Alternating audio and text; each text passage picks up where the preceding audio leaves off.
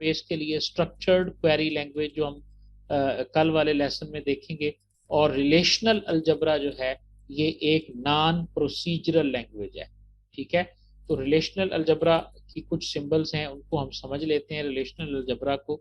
Relational algebra basically एक language है हमारे पास जिसके जरिए हम अपने आरडीएम के ऊपर काम कर सकते हैं। ये थोड़ा सा टेक्निकल है जी, इसको समझ लीजिएगा जी।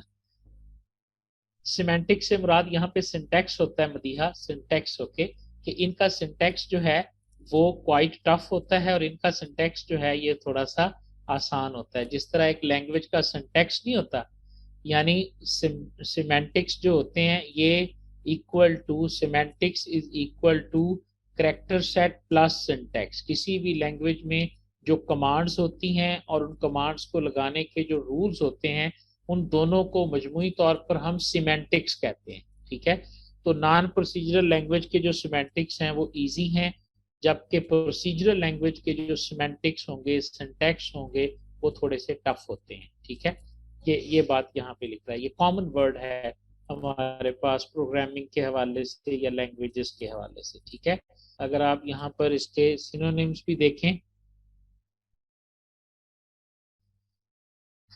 ये लफ्ज आ गया जी सिमेंटिक, और आप सिमेंटिक के मीनिंग देखें जरा, तो आप देखेंगे relating to meaning, semantic meaning,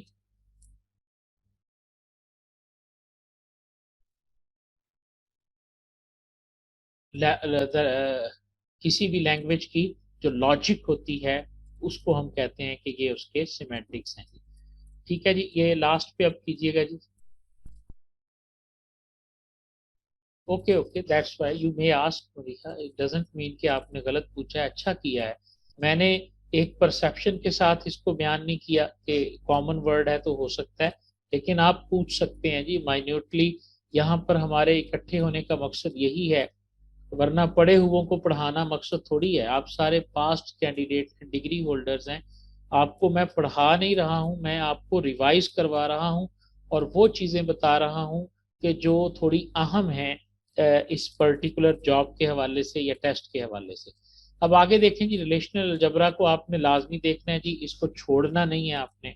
ठीक है, रिलेशनल अलजबरा को 5 बेसिक ऑपरेशन है जी रिलेशनल अलजबरा के अंदर। एक यूनरी ऑपरेटर हैं और दूसरे बाइनरी ऑपरेटर्स हैं। 3 ऑपरेटर, 2 ऑपरेटर यूनरी हैं सेलेक्ट और प्रोजेक्ट का, और 3 इसके अंदर बाइनरी ऑपरेटर हैं यूनियन, सेट डिफरेंस और कार्टेशियन प्रोडक्ट। ये एसक्यूएल के साथ इसको आपने, एसक्यूएल को आपने यूज जरूर करना है इसको समझने के लिए, लेकिन ये सेपरेट नेम है, समझ आ रही है। सेलेक्ट एक ऐसा यूनरी ऑपरेटर है रिलेशनल अलजबरा का, इनके बाकायदा सिंबल्स हैं। सेलेक्ट का सिंबल जो है वो सिग्मा है। ठीक है, ग्रीक लेटर सिग्मा के साथ हम इसको शो करते हैं। प्रोजेक्ट का जो लेटर है, प्रोजेक्ट का, इसे हम ग्रीक लेटर रो के साथ, इसको रो बोलते हैं जी। ये जो लेटर है हमारे पास रो, अगर आप यहाँ पर आकर लिखें रो सिंबल, मेरा ख्याल है मैंने लफ्ज सही नहीं लिखा तो, लेकिन ये इस तरह ग्रीक सिंबल रहो, यस, आर एच और हो, अगर आप लिखेंगे तो आपको ये सिंबल यहाँ पे मिलेगा। रिलेशनल अलजबरा के लिए अंदर ये हमारे पास मौजूद होता है रो सिंबल। अगर हम यहाँ पे लिखें रिलेशनल अलजबरा प्रोजेक्ट ऑपरेटर, ठीक है जी, ये हम लिखते हैं तो हमें पता चलेगा गीक्स फॉर गीक्स का आर्टिकल मौजूद है। और ट्यूटोरियल पॉइंट की जो अंग्रेजी है ना जी, ये बड़ा ही आसान है और बहुत ही सिमेट्रिक वे में इसने लिखा हुआ है। देखें जी, आर्टिकल है कि ऑपरेशनल अलजबरा क्या है, प्रोसीजरल और नॉन प्रोसीजरल, और यहाँ पे वो सिंबल आपको दिखाएगा यकीनी तौर पे। कहीं गलत, एक्सप्लेन प्रोजेक्ट ऑपरेशन, ओके जी, प्रोजेक्ट ऑपरेशन इसके ऊपर आ गया, हम लिखते हैं इमेज के ऊपर जी। तो ये इसको समझने के लिए है जी कि रो जो सिलेक्ट का ऑपरेशन है ये रोज के ऊपर परफॉर्म होता है, जो प्रोजेक्ट का ऑपरेशन है ये कॉलम्स के ऊपर इस्तेमाल होता है। अगर मैं एसक्यूएल इक्विवेलेंस बताऊं इसकी, एसक्यूएल लैंग्वेज के अंदर जो सेलेक्ट स्टेटमेंट है ये हमारे पास सेलेक्ट ऑपरेटर है, और जो वेयर क्लास हम यूज करते हैं ये हमारे पास प्रोजेक्ट है। ये लिखा हुआ है बाकायदा जी, अब आप इसको पढ़ लें, ये मिसाल आपकी समझ में आ जाएगी जी। ये आपने लिखा हुआ है जी कि एग्जांपल है कि row name and hobby, sorry select, this is the select symbol, select name and hobby और पर्सन। ये पता क्या है, ये रिलेशनल अलजबरा की एक एक्सप्रेशन है। इसका मतलब है select name hobby from person, ये इसकी एसक्यूएल इक्विवेलेंट है, याद रखिएगा, ठीक है। ये आपके पास टेबल है और ये रिलेशनल अलजबरा में लिखा हुआ है सेलेक्ट, और लिखते हम इसे कैसे हैं, सेलेक्ट का रो का सिंबल, सॉरी सिंबल डाल के उसके बाद जो एट्रीब्यूट्स होते हैं उनको इस तरह लिखते हैं, और टेबल का नाम हम ब्रैकेट में लिखते हैं। ये सिंटैक्स है प्रोजेक्ट ऑपरेटर का, ये बात ध्यान में रख लीजिएगा जी, ठीक है जी।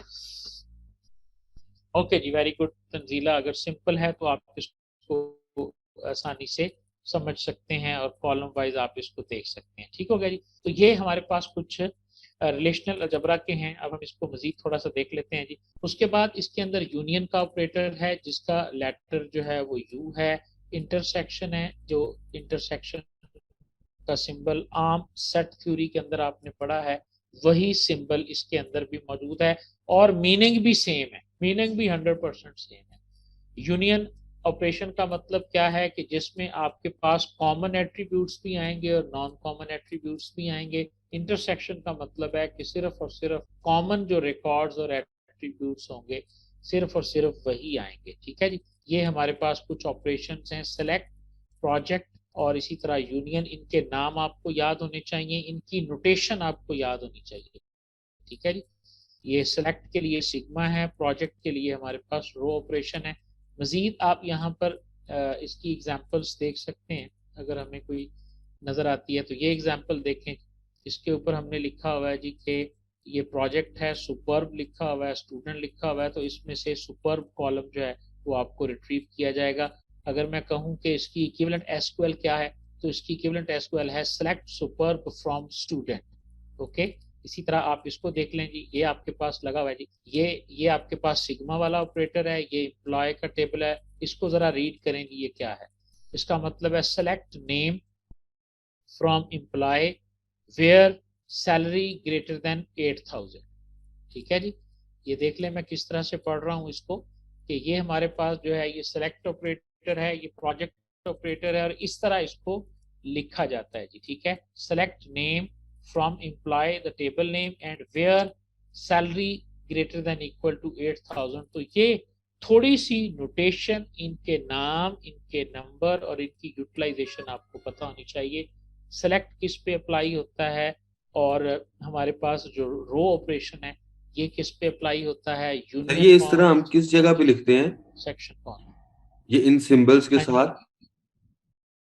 नहीं नहीं, ये क्वेरी में नहीं लिखा जाता, ये नोटेशनल लैंग्वेज है, नोटेशनल, ओके। ऑन पेपर करने के लिए ये होता है, जब अच्छा डेटाबेस का फिजिकल डिजाइन बनाया जा रहा होता है ना, तो सही उस सही, वक्त होता ठीक है। हो। ये बात ना हमारे जहन में, हर स्टूडेंट के ये बात जहन में नहीं होती। याद रखिएगा, आपका पूरा सॉफ्टवेयर पहले इन डायाग्राम्स और इन स्पेसिफिकेशन बनता है, ठीक है जी। अच्छा बताया जी जीएमएस वर्ल्ड ने कि ये स्कीमा लेवल है, आप इसको स्कीमा लेवल भी कह सकते हैं। मैं इसको फिजिकल डिजाइन बोलता हूँ कि ये बेसिकली फिजिकली जब हम अपनी डेटाबेस को डिजाइन, क्योंकि इम्प्लीमेंटेशन का मतलब है जो मैं बोल रहा हूँ कि जब आप इसको इसको इस फिजिकल डिजाइन को इम्प्लीमेंट करेंगे तो आप एसक्यूएल के जरिए लिखेंगे, वहां ये नहीं लिखा जाएगा, ठीक है। तो इसकी कन्वर्जन के हवाले से भी आपने थोड़ा देख लेना है, ये रो वाइज किस तरह अप्लाई होते हैं, कॉलम वाइज किस तरह अप्लाई होते हैं। तो ये, और ये है क्या, ये अलजबरा लैंग्वेज, ओके। अलजबरा जो कि हमारे पास डाटा मैनिपुलेशन लैंग्वेज है, एक आरडीएम के अंदर, हम आरडीएम को डिस्कस कर रहे हैं, ठीक है।